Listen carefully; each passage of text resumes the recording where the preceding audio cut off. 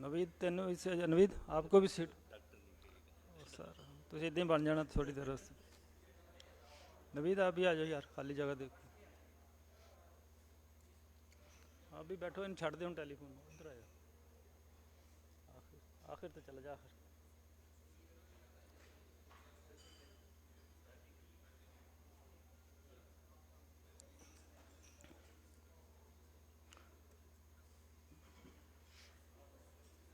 हाँ जी हाँ वो सर तुम मैं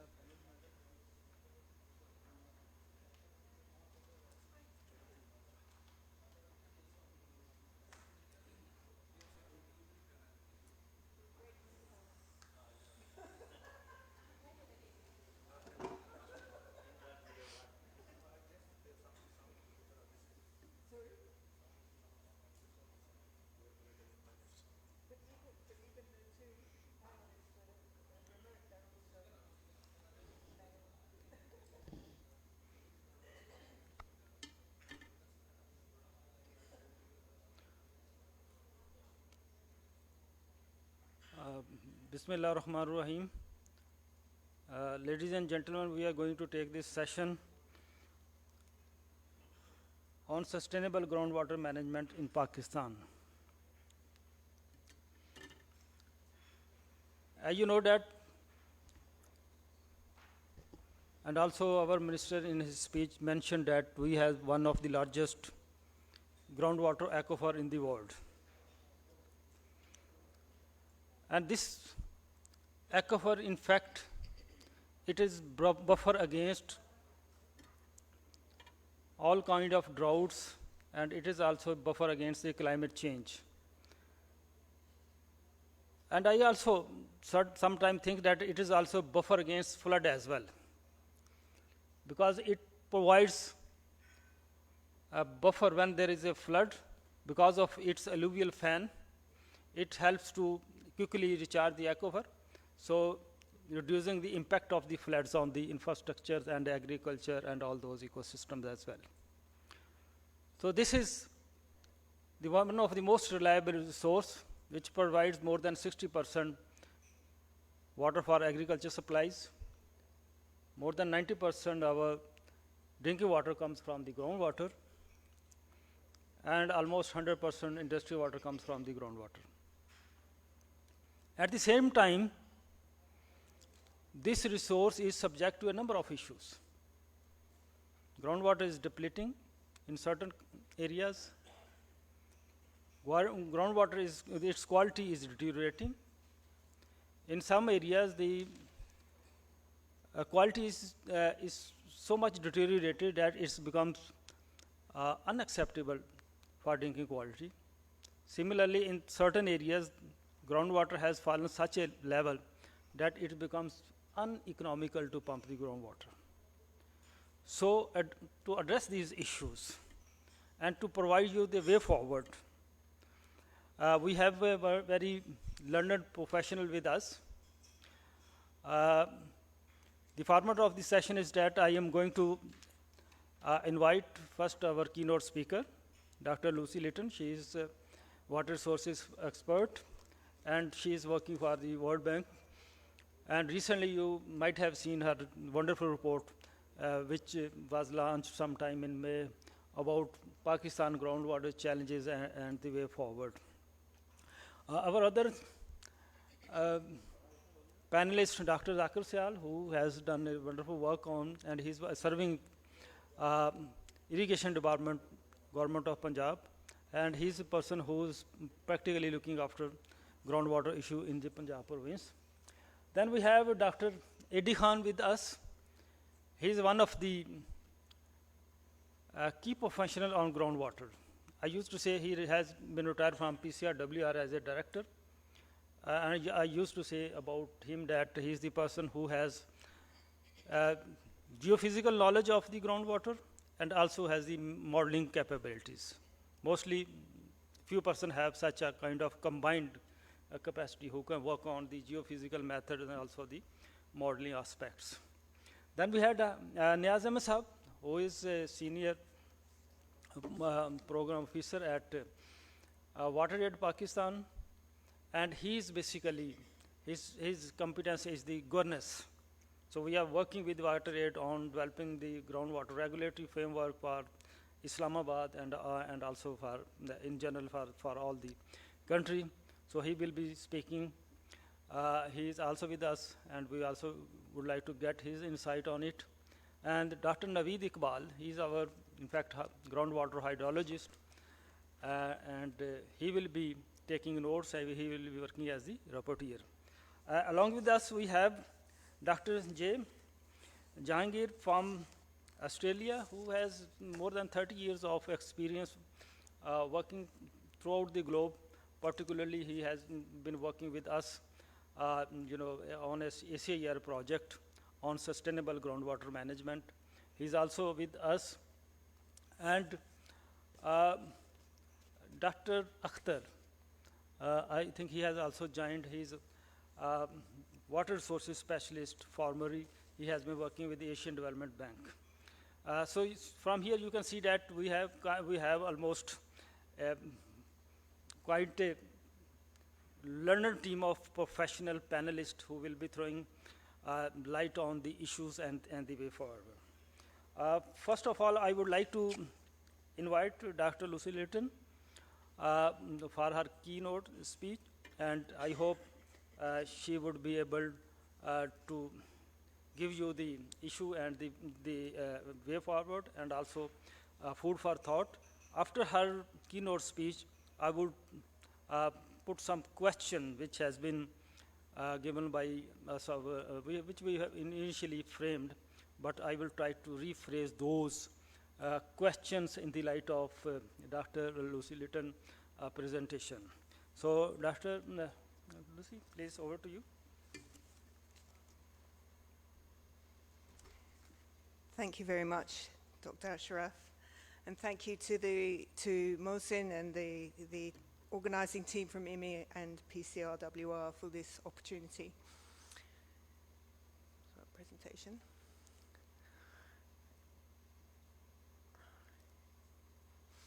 So, and good afternoon, ladies and gentlemen, and salam alaikum, and good day to all of those who are calling in from more remote parts of the world and different time zones. So Pakistan has 3 principal hydrologic units, and I'm going to focus mainly on the Indus Basin, which has by far the largest share of available water resources and the most homogeneous groundwater system, while elsewhere the groundwater units are smaller and a bit more complex. The more familiar units of division commonly used to describe available water resources in Pakistan are the provinces. And here I'm focusing on the renewable groundwater volumes, which possibly look a bit low compared to customary frames of reference. And the Indus Basin best illustrates why, and we'll go over this in the next few slides. Like all rivers, the path of the Indus River has meandered across the floodplain over the millennia, leading to a heterogeneous distribution of sediment within the basin, but broadly coarser, closer to the sediment source, the eroding Himalayan mountains. Occupying the central part of the basin, Pakistan is blessed with the thickest sequence of sediment and the greatest potential for groundwater storage.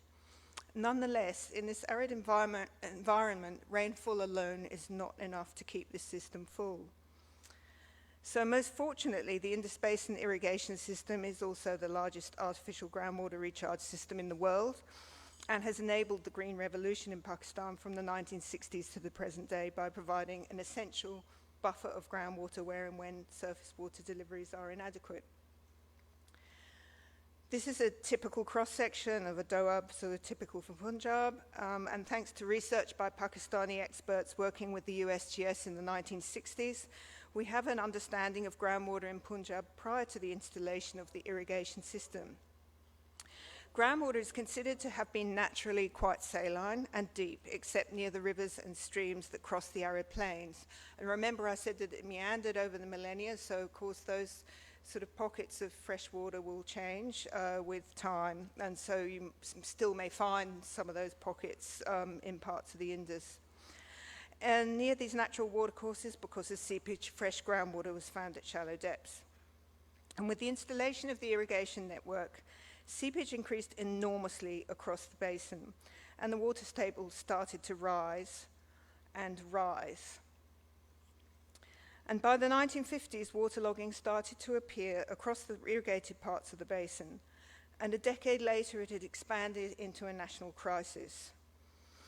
Various efforts were made to drain excess groundwater, and then in the 1970s, as you all know, the government-sponsored salinity control and reclamation project was initiated to pump it out through tube wells.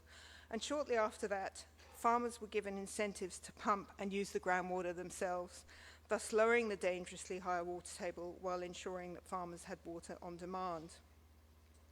This graph shows the growth in the number of private tube wells from the early 1970s to now. And as a result of this increase in Punjab, the histogram lines in blue, the water table started to fall and the problem of waterlogging receded for much of the province. Less than 3 decades after the start of this trend, another problem started to develop, that of groundwater depletion, which is most prominent in southern Punjab, but also around the larger cities, particularly in Punjab, but also outside the Indus Basin. But let us not forget, according to estimates based on 2014 data, that waterlogging can affect a larger area of land. And in fact, the combination of waterlogging and depletion affects more than 50% of the irrigated area of the Indus Basin. And they require management of both surface water deliveries and groundwater extraction. And let us also not forget our old friend salinity. It's a critical management problem. In waterlogged areas, salt is concentrated through evaporation, and in depleted areas, it accumulates through increasing use of older, deeper, more saline groundwater. And estimates of the annual increase in salt added through irrigation are significant. And so I argue that we need not only a water balance, but a salt balance as well for the Indus Basin. Putting into context the contribution of seepage water to groundwater, you can see why the figures for renewable groundwater presented a few slides earlier are a little bit lower than the headline volumes of groundwater recharge, such as those shown here below the charts in billion cubic meters. Nationally, less than 20% of groundwater recharge is directly from precipitation, and nearly 80% is due to seepage from the irrigation network and from irrigation return flows. In other words, it's recycled. Individual differences between provinces need to be part of our calculations when accounting for groundwater in water resource planning and allocation. Similarly, a review of the discharge characteristics is revealing. The chart to the right shows that nationally, although groundwater abstraction takes the largest share of groundwater use, non-beneficial evapotranspiration losses are nearly 30%. The contrast between individual provinces is much more startling, however. For instance, estimates of ET losses in Punjab are shown as 6% in comparison to 75% in Sindh, which is a direct reflection of the high water tables across much of that province. In addition to the relative proportion of groundwater extracted, we need to understand how that water is used if we are to plan and provision accordingly. And some of these statistics have already been given earlier today. While almost 70% of extracted groundwater is currently used for agriculture, more than 70% of drinking water supplies are provided by groundwater, and in some regions, groundwater is the only source of water, of drinking water. And groundwater satisfies over 50% of irrigation water and most of the industrial water demand. But groundwater is more than the sum of its tube wells.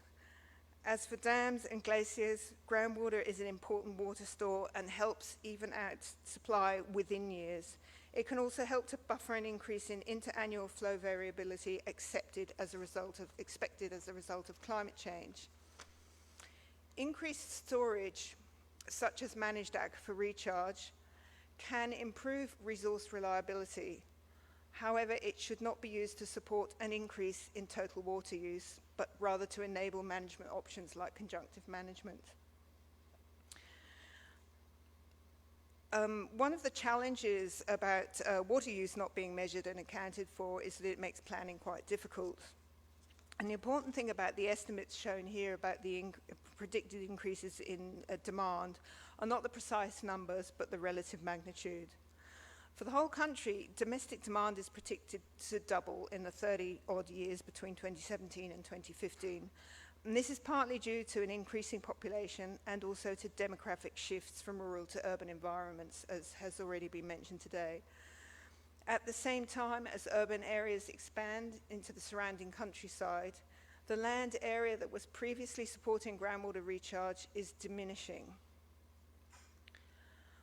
Volumetric predictions for industrial water use is potentially the least well understood of all the sectors, but as this sector strengthens, so also will the water demand. Pakistan will not have any more water resources in the future than it has now, even if storage is increased. In the face of increasing population, that means the only option is effective demand management. And the question is sort of what will that do to agricultural water availability? Is you can't change the amount of drinking water that people need. Industrial water is fairly sort of fixed demand, so agricultural water becomes the variable factor. But a really important point about all of these demand projections is that neither current nor future uses of groundwater can be guaranteed without protecting its quality. For this reason, a discussion of groundwater sustainability is incomplete without mentioning the risk to groundwater quality. While the obvious threat is to drinking water, we cannot discount the threat to our food chain, as some contaminants are either taken up by crops or are phytotoxic and limit productivity. In Pakistan and in South Asia more broadly, we tend to focus a lot on bacteria and pathogens.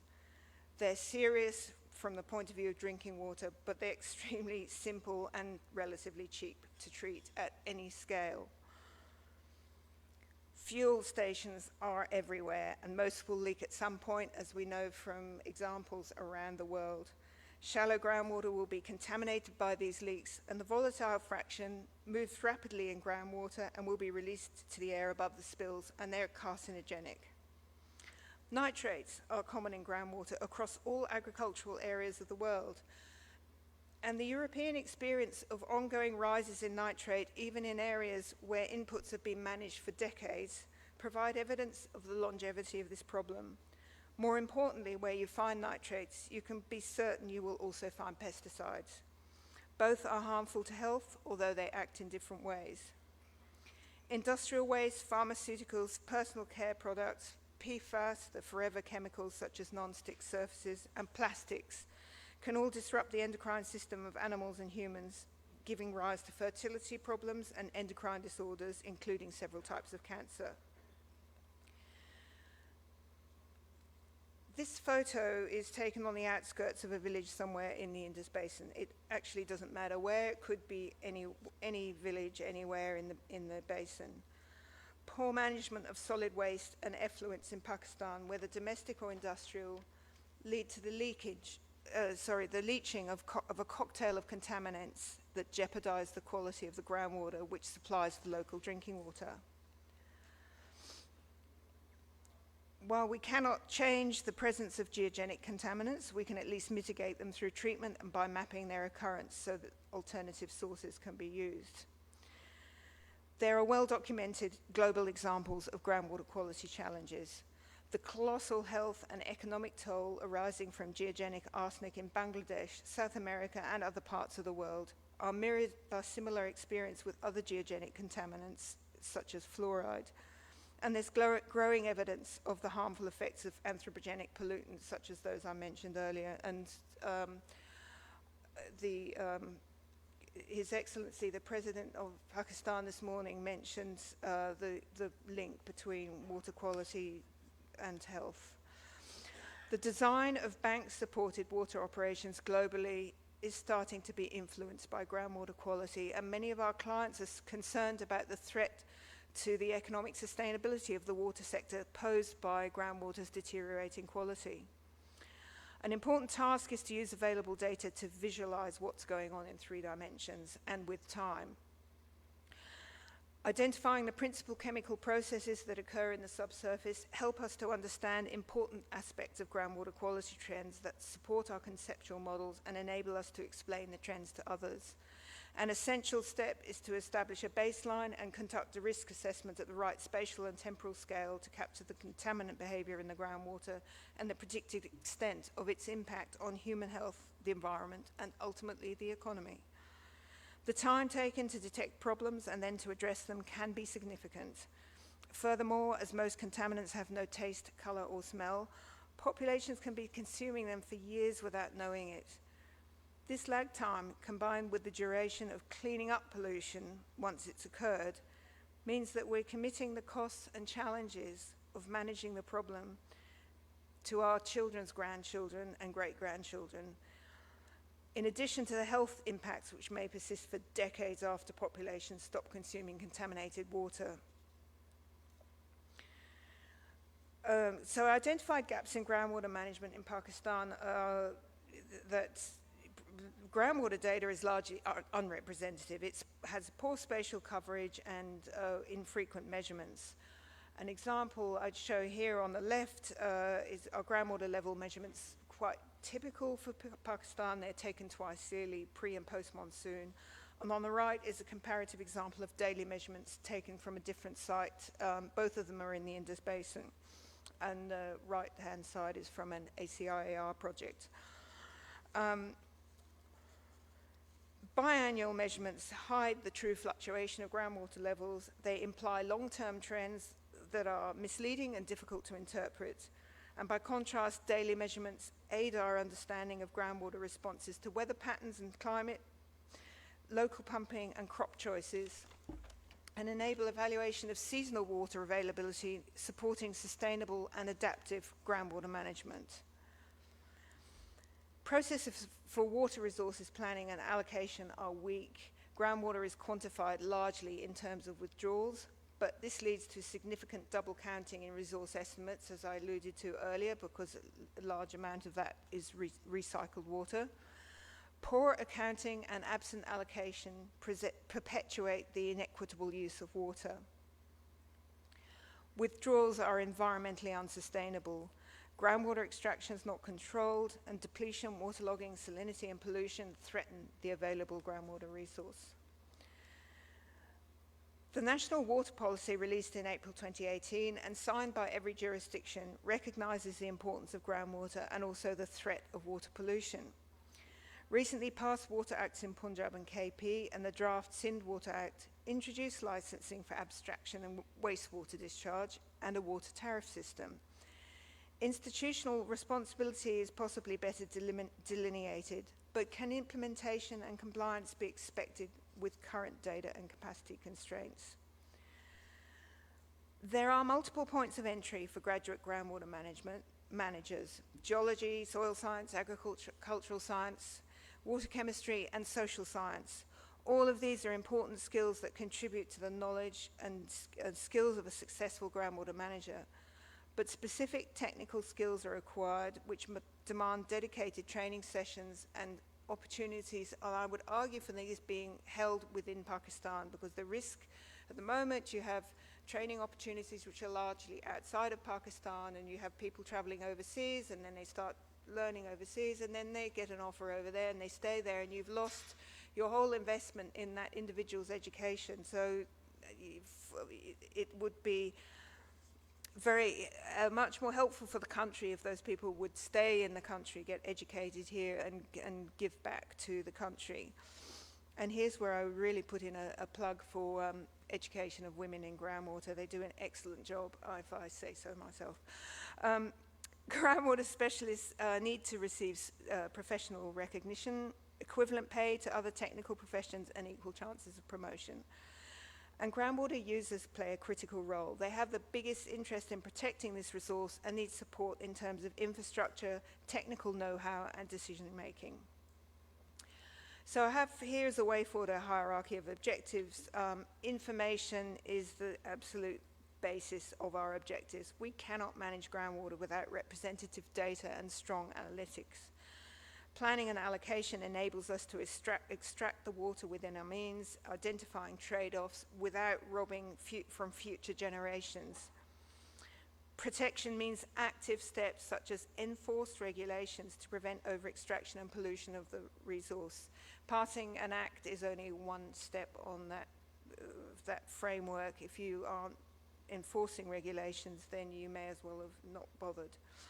Adaptive measures like conjunctive management will become essential, but are only achievable if we manage groundwater use over relevant timeframes. All of the later steps rely on the first one, the representative data and strong analytics. And perhaps our panel can comment on the time frame in which Pakistan will achieve this first step. And that's it from me. Thank you very much for listening to me.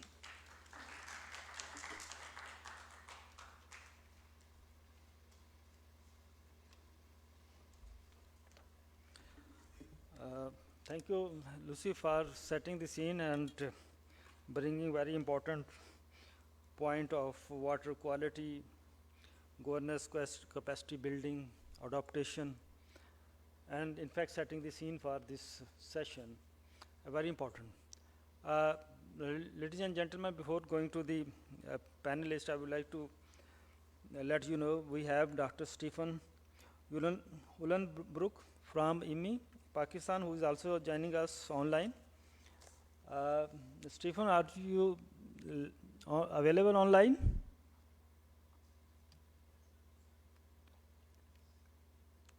Dr. Akhtar Ali? भाईजान को system काम कर रहा है कि नहीं? दोनों नहीं है?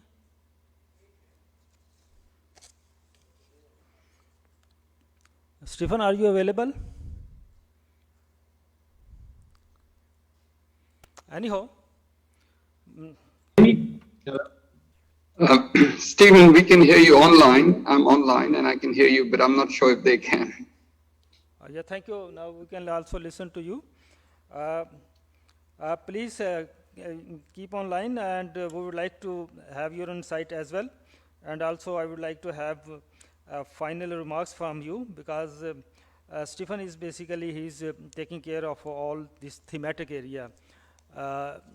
So before going to the panelist, ladies and gentlemen, I would like to ask the audience if you have any question regarding the presentation of Dr. Litton. You can ask her directly for any question, clarification you have. जी sir, Ali Taqir Sheikh साहब, बेटे कोई है mic Sheikh?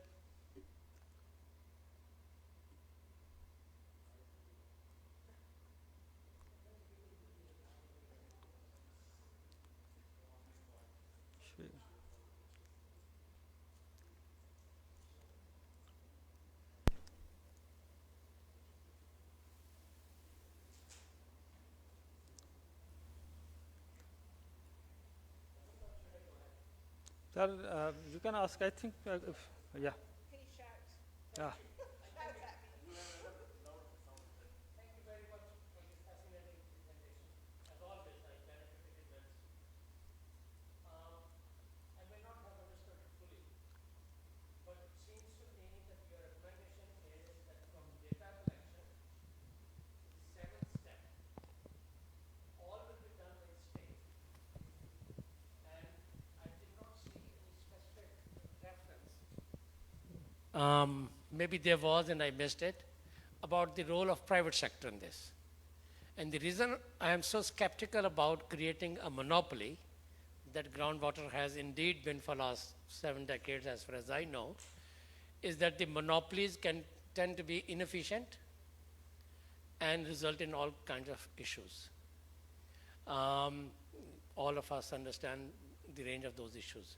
So question probably I have is that where would, in your vision, the private sector would fit more effectively given our political culture, and the 18th Amendment, whereby a lot of water related issues rest with provinces, and the shifting of hands between stakeholders is not complete as far as I can understand. So I hope you can help me understand. That's one. Connected with this is that the local government ordinances are in the making these days, are imminent. And here I'm not absolutely clear, you're talking about those 7 sets at the federal level or the provincial level, and whether or not there is any vision or you have envisioned any role for the tiers lower than the provincial government. Thank you.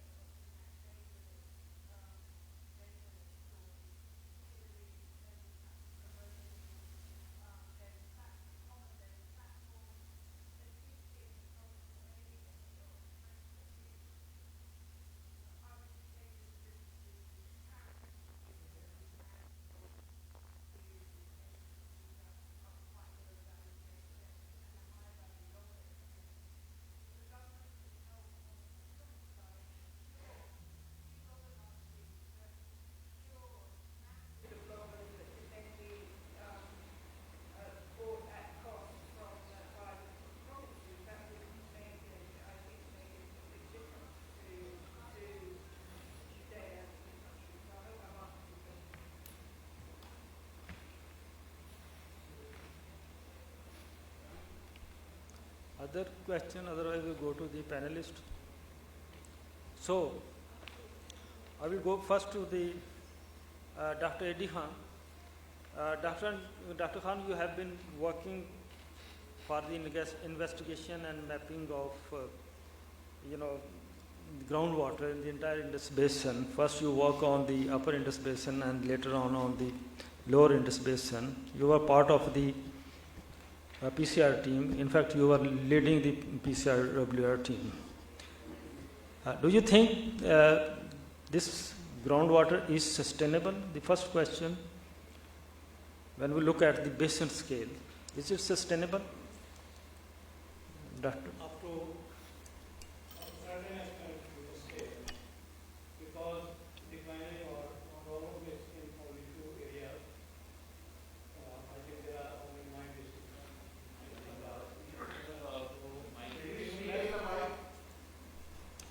Even less problem in Sindh, because there is more water logging than the declining.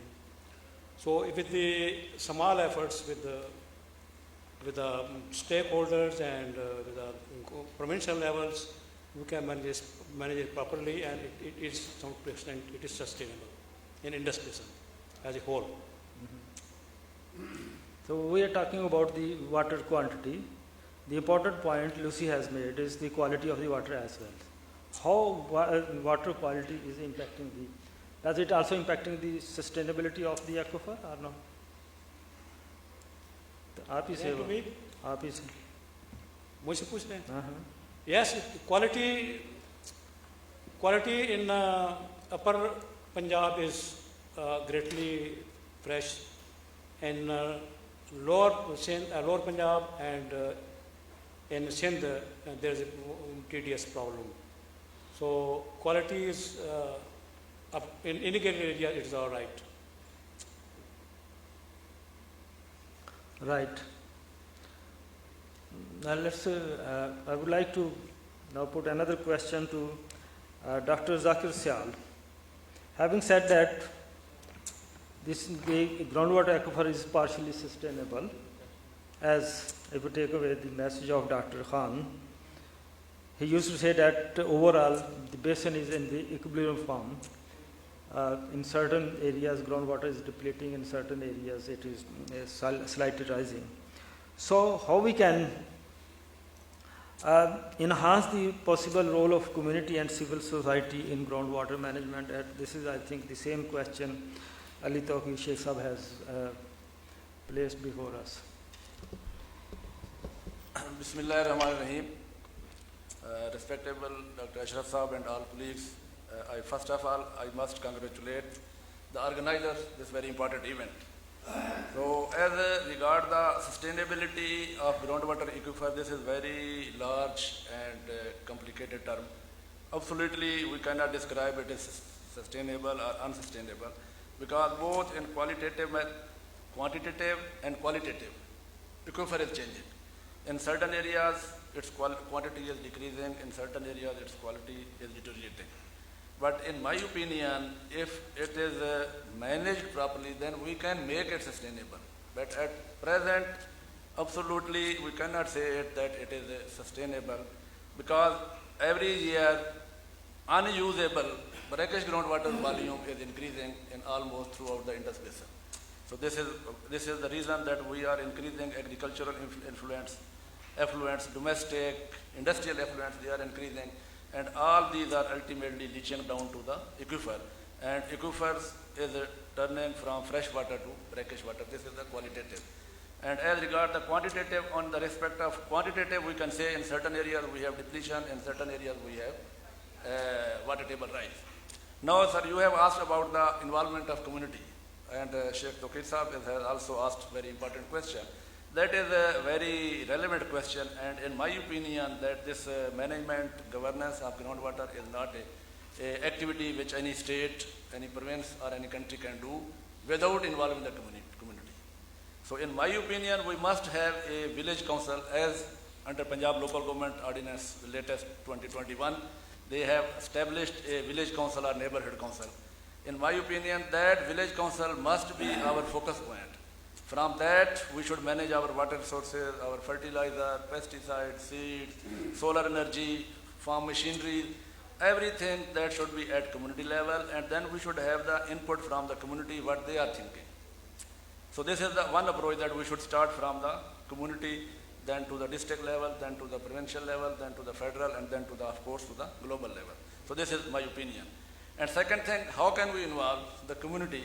This is very important aspect, as Dr. Lucy has said, that groundwater starts from information up to its utilization, its protection. Then there are different steps: planning, protection, management, and then it's finally utilization. So we must involve the community at each and every stage. For example, in Punjab, we have around 3,000 observation wells, but it is not possible for the department to go there and protect those each and every observation well. There are so many social issues at the grassroots level. But once and whenever we handed over those observation wells to the community, so they are more careful and they keep their consideration. Second important thing is involving the community is the seeing is the believing. When they measure themselves, the people see that groundwater table is depleting, they are conscious. They are coming generation, they are people, they are every village level. People are conscious that groundwater quality is deteriorating. Last year, its TDS was 500, now it is 700. So then they can become sensitive, sense of ownership is there, and then they are realizing that it is something, it is disturbing.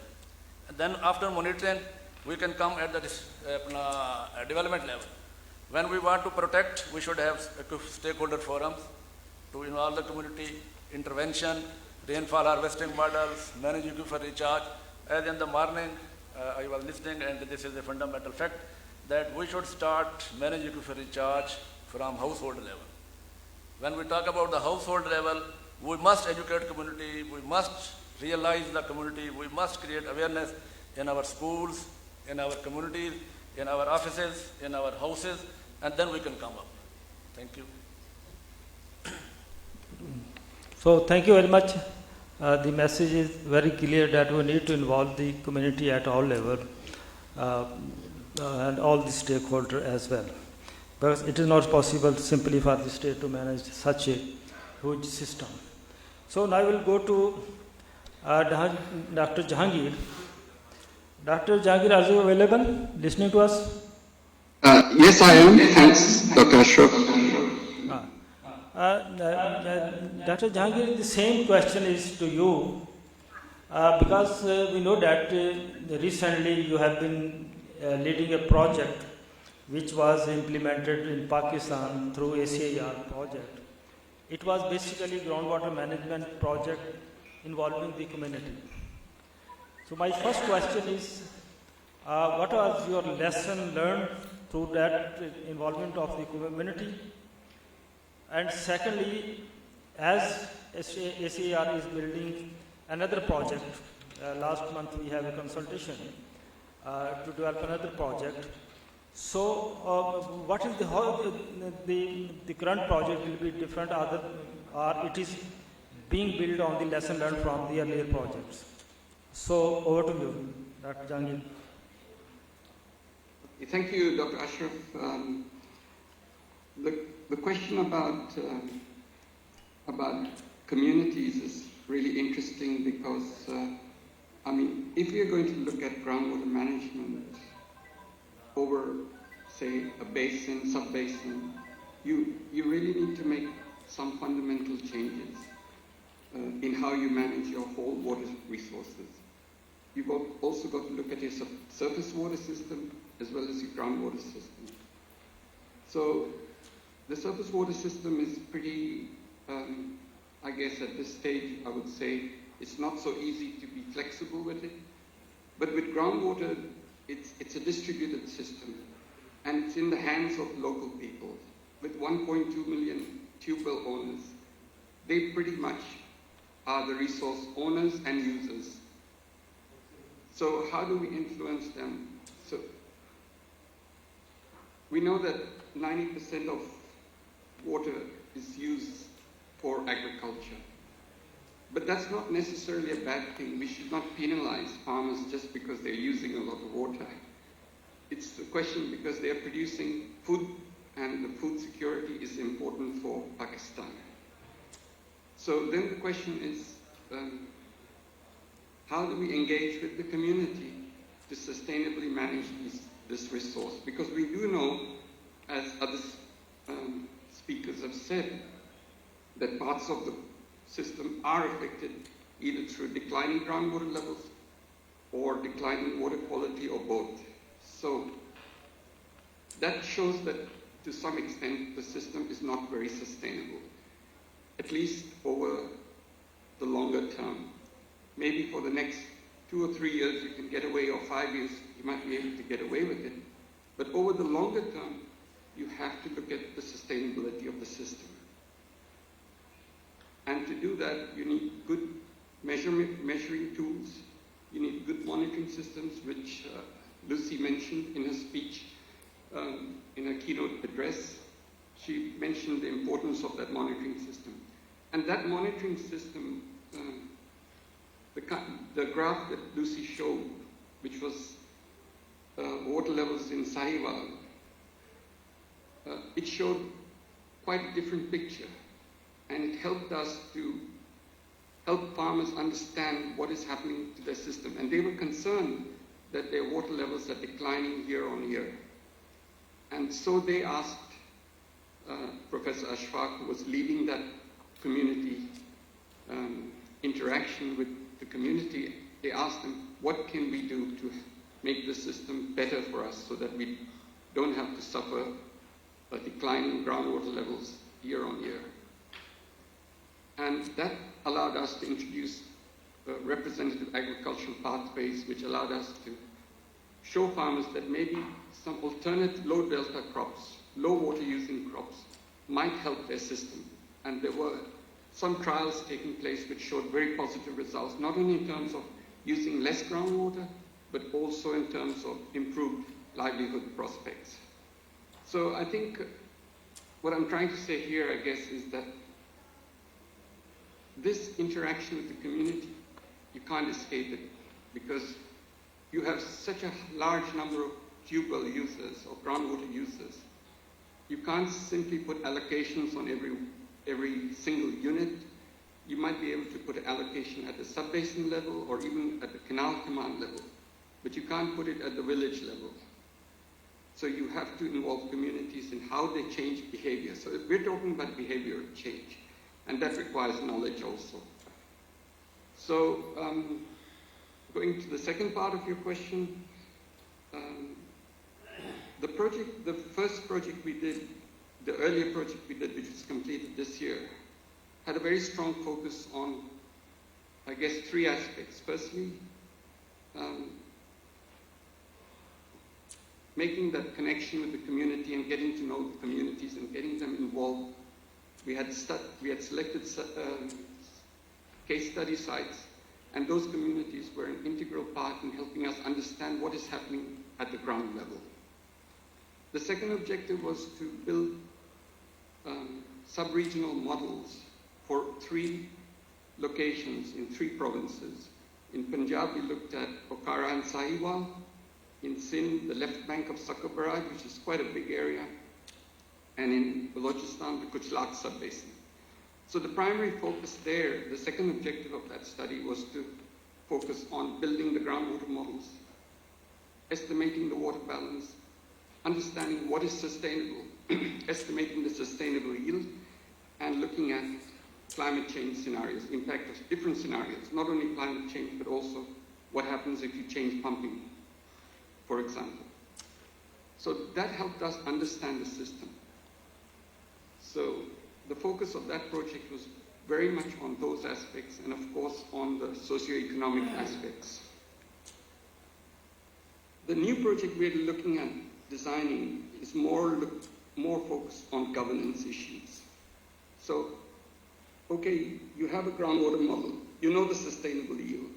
So then how do you make the changes on the ground? Are you going to just go and regulate 1.2 million groundwater users? I don't think that's really feasible, not possible. So how do we develop a groundwater management system and a water sharing system that is equitable for all users and which will work in the Pakistan context? And in the Pakistan context, it's different, like many of the other speakers have said. It's different in Punjab versus Sindh versus, for example, in Balochistan. Thank you.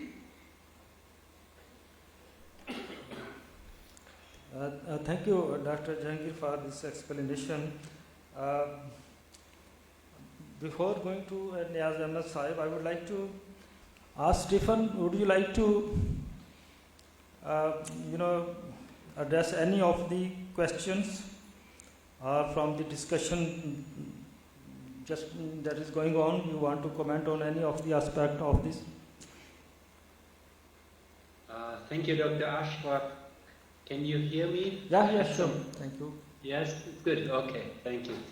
No, I very much enjoyed the discussion despite some technical problems I had, and I feel many wise things were said, and what from my experience in a number of other countries, I might want to share that the answer to the question, is groundwater sustainable? I think it's not a yes or no answer. I think that was already clearly explained by previous speakers. But it can be sustainable. And what are the ways to make groundwater management a sustainable management? And a couple of lessons which probably apply in all the countries is that first we should not see groundwater as a separate system. It's an integral part of the water cycle dynamics, and we need to really understand the surface water groundwater interactions, as Lucy already explained in her nice keynote lecture.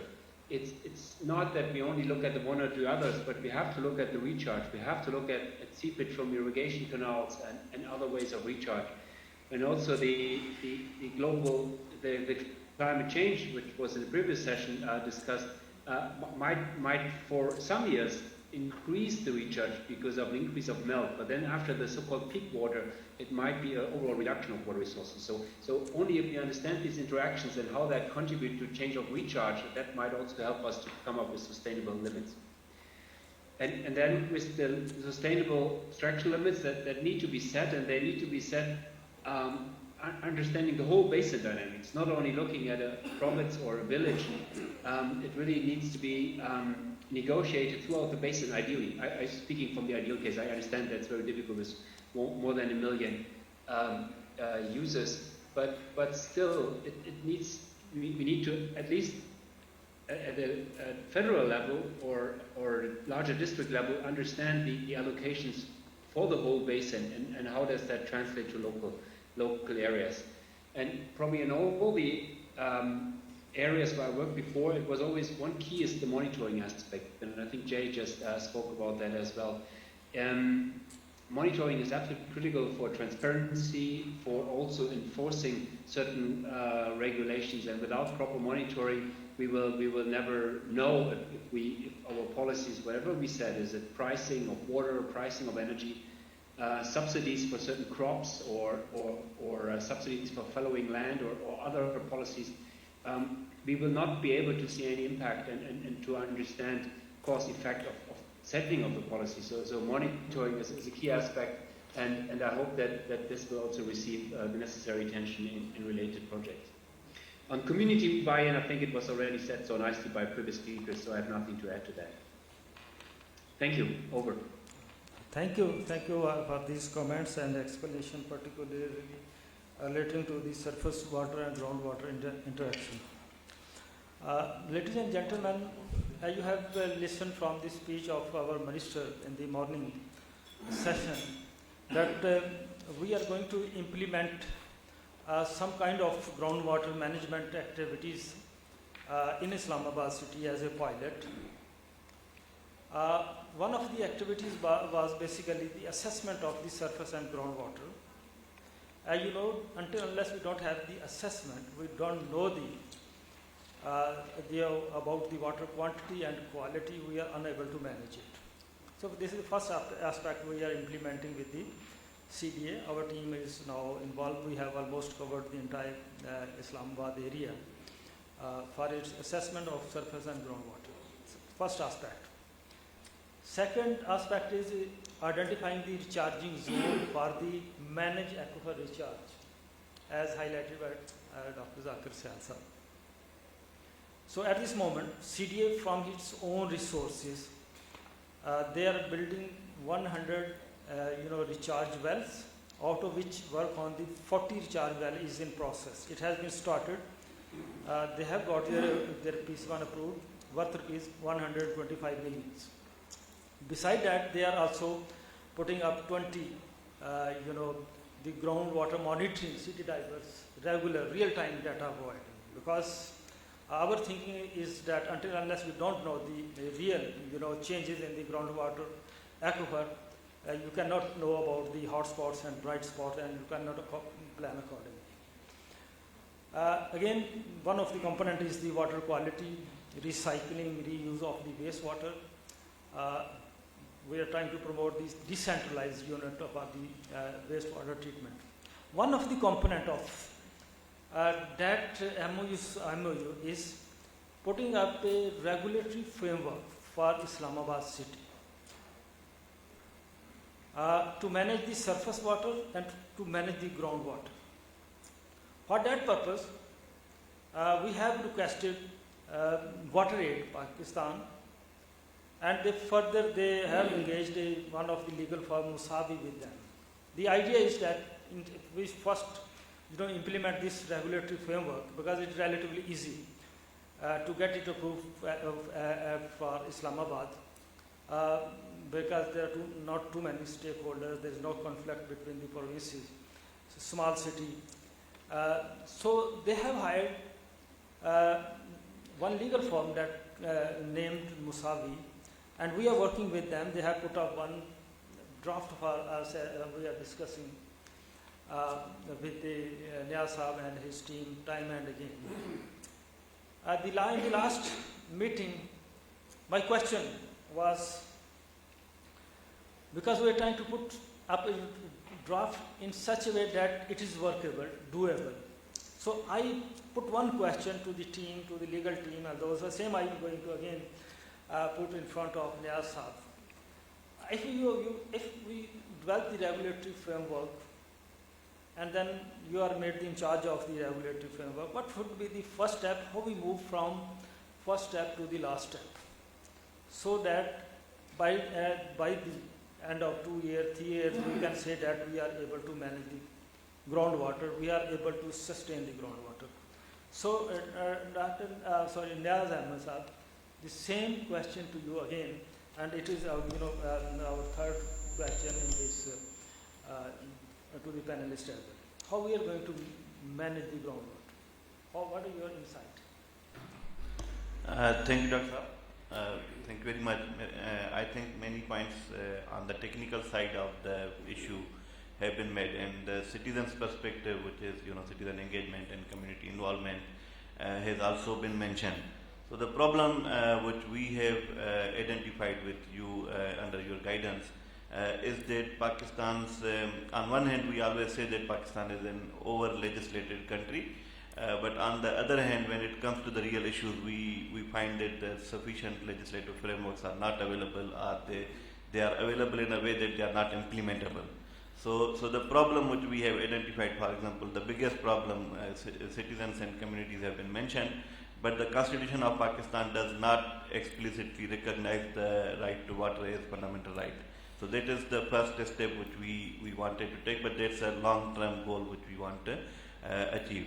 But meanwhile, what we are doing with your support is to introduce some legislative mechanism for Islamabad and for the provinces where it is not existent. When it comes to the legislation, of course, this how part becomes very tricky. That how we will reach from point A to point B. Our point of view, which we discussed with you also, is that we should not aim for creating many new structures.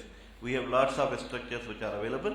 For example, in case of Islamabad, we have CDA, we have Islamabad Municipal Corporation, we have lots of other institutions which are there to do this, and some of the mandates are mentioned. So, for example, some parts of water and sanitation management are mentioned in the Islamabad local government law.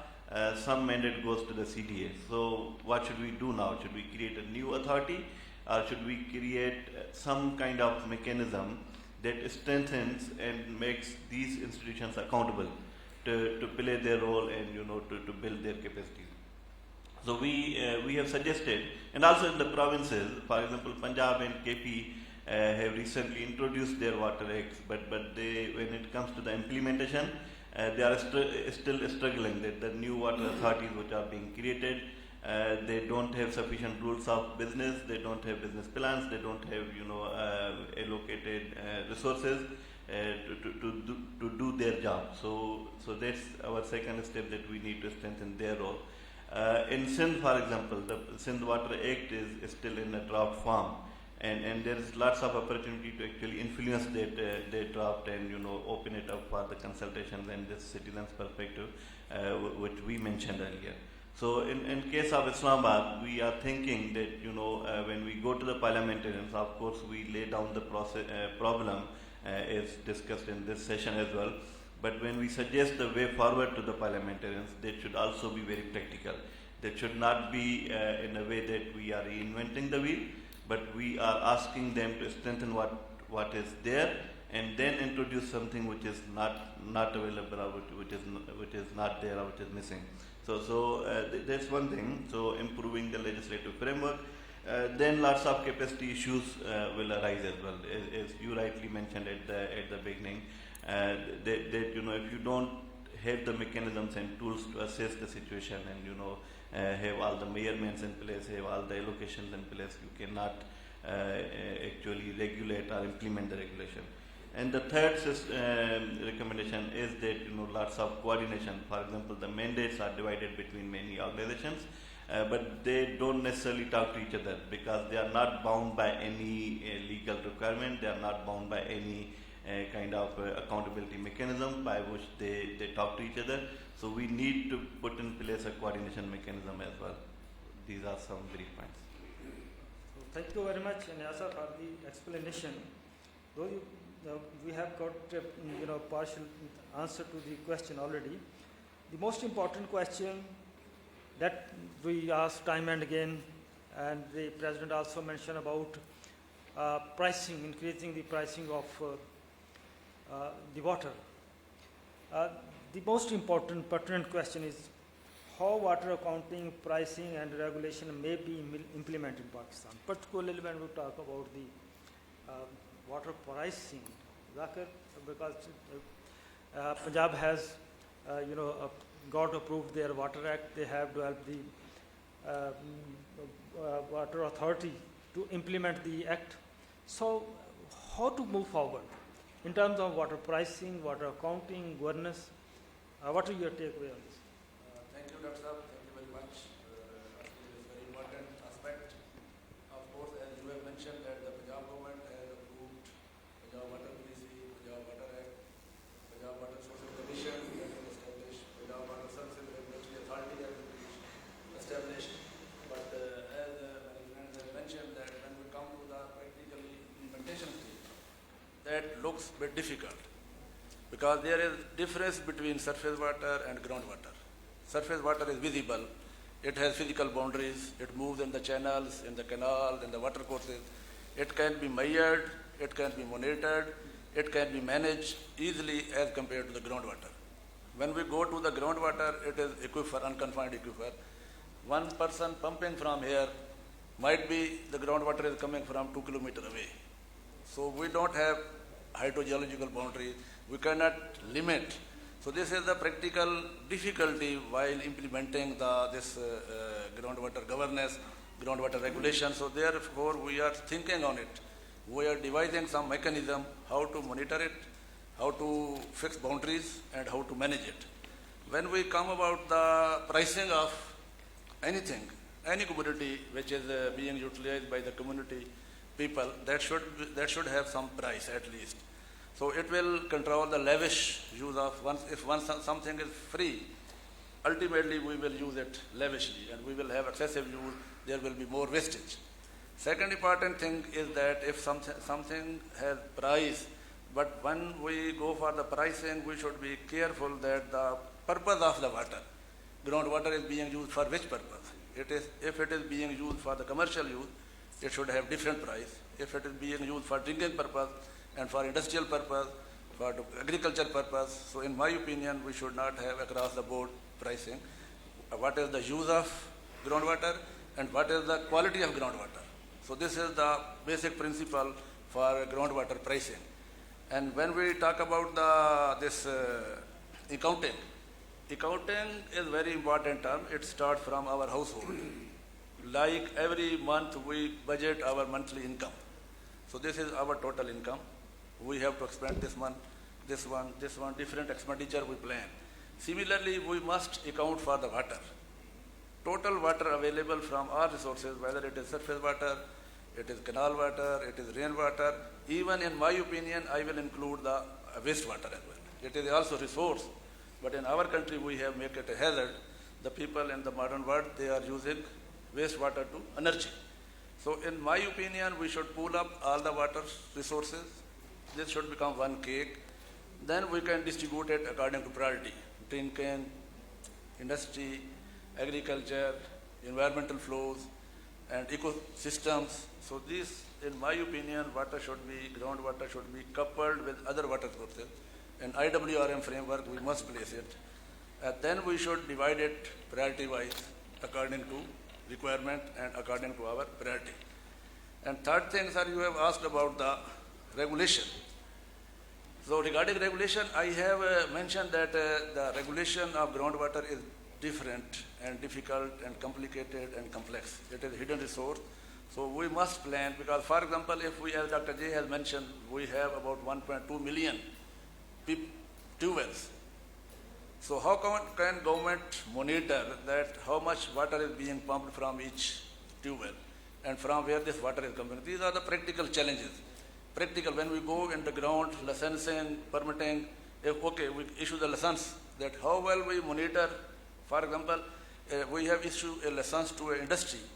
You have to measure, you can pump this much quantity of water. So then monitor that what quantity of water actually they have pumped. That is a big question. So these are the practical challenges, and we are working on it. Hopefully, we will devise some practical mechanism. And third thing, in my opinion, the groundwater regulation must be adaptive. It should be dynamic. It should not be rigid. It should have flexibility with respect to change, so that it can be changed with respect to the actual field condition. And we must have the feedback from the community. If the people think how they are ready to be monitored, and then we should incorporate their comments. So if we go for the adaptive and dynamic policy, then we can have the easiness in regulation. Thank you. Thank you very much, Syal Sahab. This leads to another important question. Should the surface and groundwater be treated as a single unit, single entity? And this question because Stephen has also, hinted on it, and also Lucy in her presentation. What is your takeaway on this one? The asking is, how it is should the surface and groundwater be treated as an integrated source? it is a single source. Groundwater and surface was a single source. Sometimes groundwater over here can be turned into surface water after 5 or 10 kilometers, and similarly, the surface water over here can turn to the groundwater after traveling a few kilometers distance. So it is a single source. Its recharge is surface water in the form of rainfall, in the form of canals, in the form of rivers. So it is the same source. We should take it same source. And I would like to add 2 or 3 things. As both of my colleagues said that it is legislation is difficult. So I have experienced it in Australia. So they bounded some, put some legislation on trees which were transpiring much water. So the farmer was asked to stop the tree plantation. Farmer was very educated. He said, what is the evapotranspiration in this area, in my field? So the hydrogeologist says that it is so much. I was there. I was just. The farmer said, I don't accept your formula. So it is so much complicated process. We should take up it very slowly, in such a way that farmer does not feel it that I am being bounded by any authority. It may take 5 years, it may take 10 years, it may take 20 years. So it is a very complicated process, and we should take it very slowly. And secondly, it is a provincial matter, but few provinces don't have their capacity. We need to develop their capacity in groundwater management. And thirdly, Dr. Syal says that farmers should monitor. How you can use the farmer data and modeling? We need to, I am looking for data for operation of my models from previous 6 months. I'm unable to get that. How I can forecast, how I can manage the water. So the monitoring person, the monitoring authority should have in mind that what is the use of this data, and they should that should be modeling oriented. Don't be on that conventional practices. So it should be a very good and very precise and by a very well-funded organization. So there is data problem. So Is it, sir? okay, thank you. We should have data for modeling. Data. So science-based evidence is very important Yes. to convince the farmer community and the policy makers, stakeholders. So, ladies and gentlemen, we can take few questions from the audience. You can introduce yourself and then please kindly let us know to whom your question is directed. Kindly. Yes, sir. Thank you very much. I'm starting from South Asian Conservation and Ecology Network and Ground Association with the Water Sector.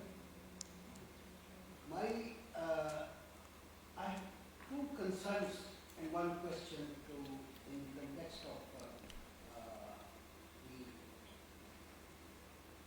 TO paper by UC that was on institutional responsibilities of these groundwater in the context of Punjab. This is, I think, is a major gray area because I think out of 1.2 million fuels, Punjab might be having a million fuels, more or less. So there are almost 40 fuels on average in each village. And by the way, none of those fuels has been installed under the supervision of any engineer or any institution. And even spending a single penny by the public sector, all are installed by the farmers. And we are now expecting a kind of sales concern, and it was in the context of also, that how we should and to what extent we can involve that community in the management of that. I think first thing is, which is my, that is a deep concern for me, that we are probably over expecting the community to play a role, from the newly emerging local village councils. I think, as you all know, you have got an experience of 20 years back. We were talking of PDAs, area water boards, farmers organizations, and the CAR committees. And now we are not prepared to listen to their names. So I would suggest that at least in those 40 fuels in a village, I have a fuel on my 5 acres land, which I have installed, which was installed by a private service provider, driller, who has no access of designing, installation, and so I would request that, as was mentioned, involving the community at grassroots, micro level, I would suggest that the government should not absorb its responsibilities for these fuels. So to me, I think the institutional home base, natural home base, should be the department on water management.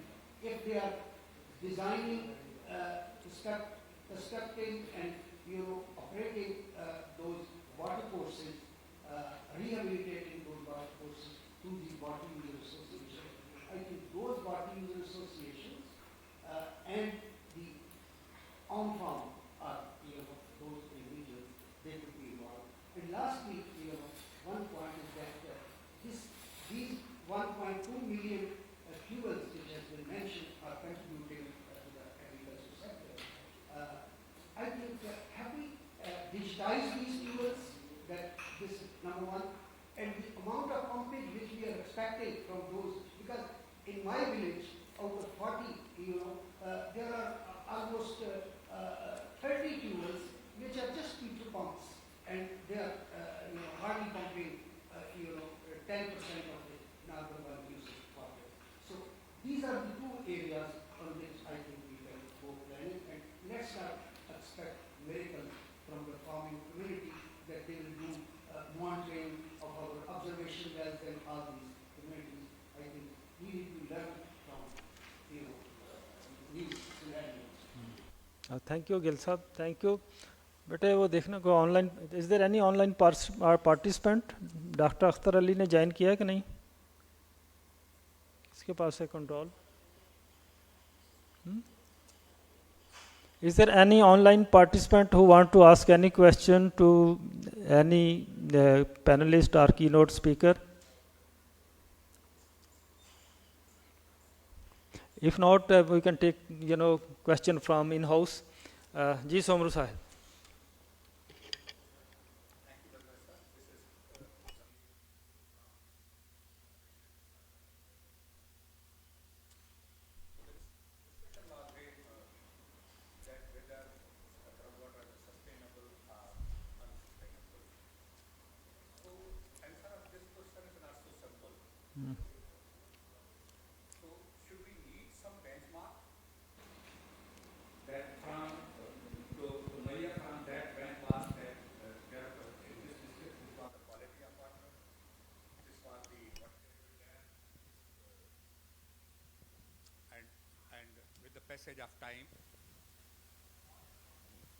with the passage of time, what happens? And another thing, Mr. Syal pointed out that we have number of too much number of tube wells, and it's very difficult to have the monitoring of these observation wells, tube wells. So the question is that for the surface water irrigation system, we have a big management body or service provider body. So is there need of somebody to manage or look the groundwater? Because you see the almost the 60% of the crop water requirement in Pakistan are met by the groundwater. So if we look for the managing body, we are looking to some extent your institute in Punjab. None of body is in other provinces to look after the groundwater. So there is a need to develop some ownership.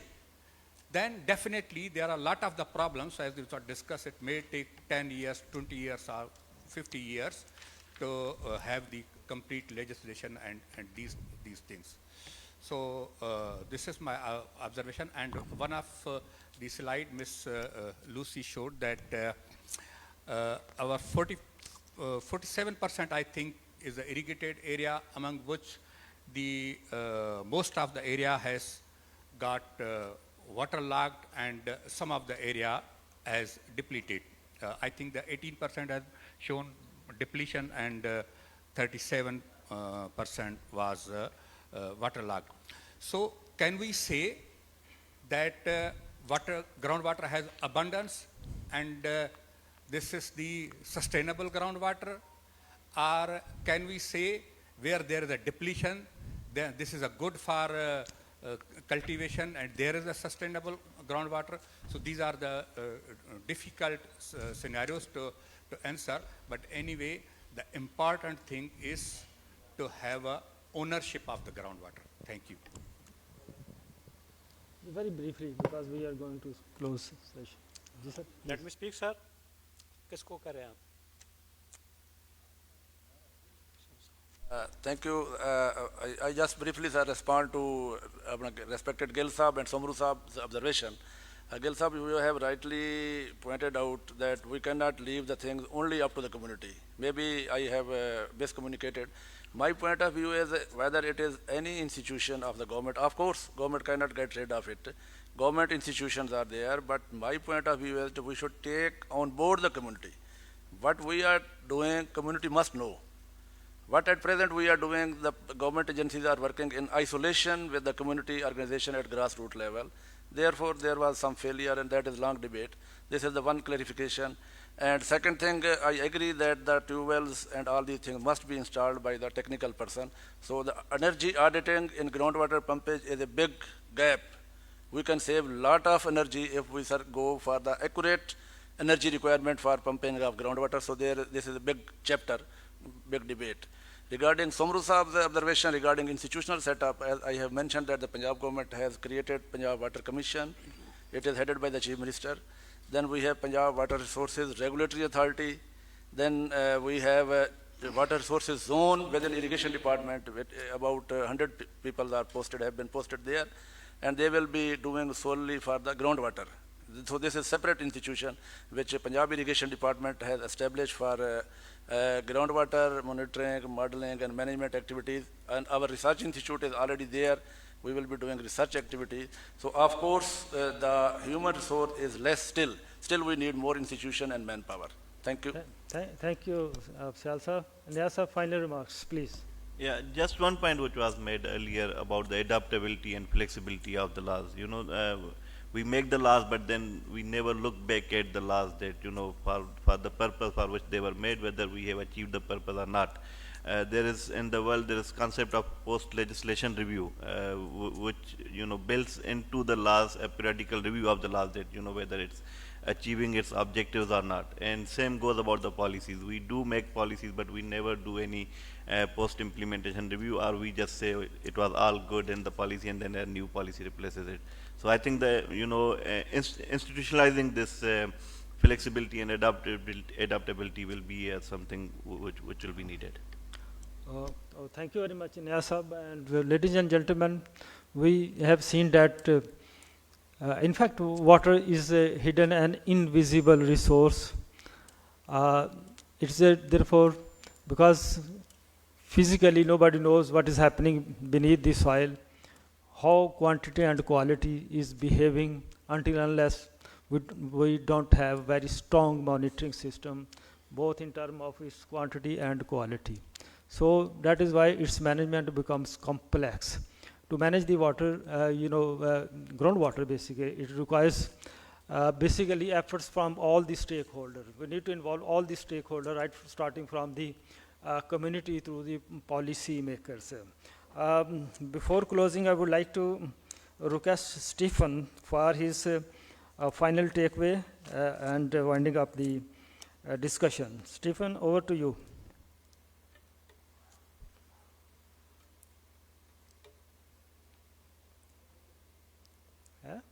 चले गए ना पक्की गल चलो. So ladies and gentlemen, because Stephen has I think he left after giving his remarks, so I would like to thank you all my the learner panelists, particularly who joined online. Dr. Jahangir, thank you very much. I know it would be quite late, maybe midnight in Australia at this moment. So to particularly my thanks and appreciation to Dr. Lucy Litton, who has traveled huge long distance from USA to Islamabad in the in the era of this COVID pandemic. As mentioned in the morning, it becomes a hassle nowadays to travel a lot of. Anyhow, I used to quote one word from Paulo Coelho, who says that travel is not a matter of money, it is a matter of courage. So all our panelists or our participants who have traveled, Claudia Ringel and all those who have traveled from abroad and who have traveled from within the country, and they have contributed in this session, in this workshop. We are really thankful to you, and we wish you all the best. Ladies and gentlemen, thank you very much. We will see you tomorrow at 9 a.m. Thank you.